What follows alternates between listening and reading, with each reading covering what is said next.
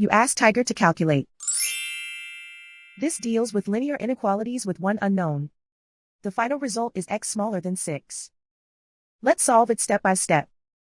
Simplify the expression. Expand the parentheses.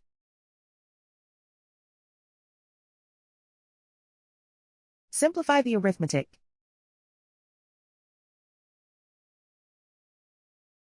Group all constants on the right side of the inequality.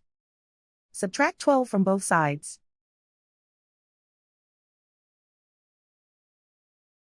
Simplify the arithmetic.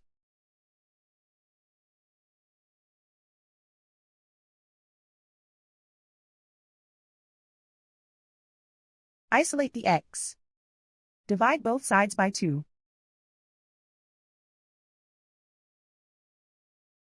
Simplify the fraction.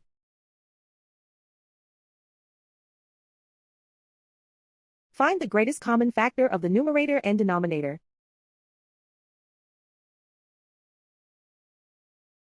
Factor out and cancel the greatest common factor.